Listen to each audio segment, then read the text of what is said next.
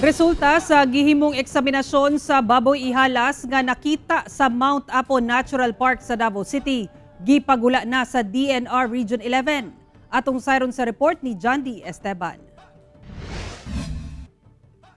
Naghubag ang walang tiil sa nag-inusarang baboy ihalas o Philippine Warty Pig nga nakita sa mga personahe sa DENR Davao sa Mount Apo Natural Park niadtong Abril.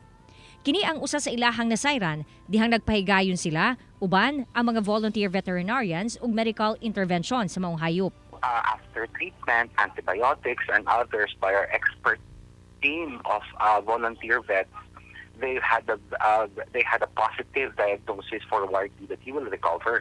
Gawas niini, wala usay nakitang sakit sa maong baboy ihalas. Negatibo kini sa tanang parasites ug bisan sa African swine fever.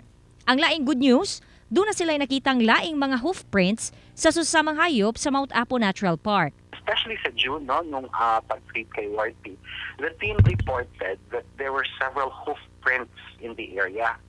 Okay. And then, the sizes of the hoof prints varied. Most of them were a little bit smaller than Warty's hoof prints. And there was also spoor ng kasama, indicating that there is at least one pack living in that particular area sa saddle campsite sa Mount Apo Natural Park. Ang baboy ihalas o ang Philippine Warty Pig, endemic o dinhira sa Pilipinas makita ug talagsaon ra usab kini. Sanglit, threatened na ang ilang status. Buot pasabot, nagkagamay na ang ilahang ihap. Ang viral nga hulagway sa Warty Pig niadtong Abril mao ang labing unang sighting nga na-document sa DENR sa maong hayop. Subli usab nga nagpahimangno ang DENR sa mga trekker nga dili hilabtan o bisan magpaduol ingon man pakaunon ang maong mananap ug uban pang wild animals. There are penalties po that we can impose.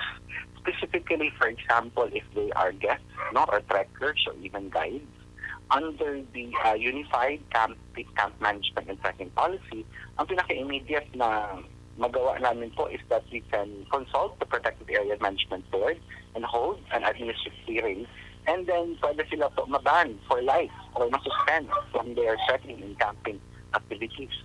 Temporaryo usab nga gibawal ang pagsaka sa Mount Apo karong off-season hangtod katapusan sa Setyembre. Ako si John D. Esteban para sa One Mindanao.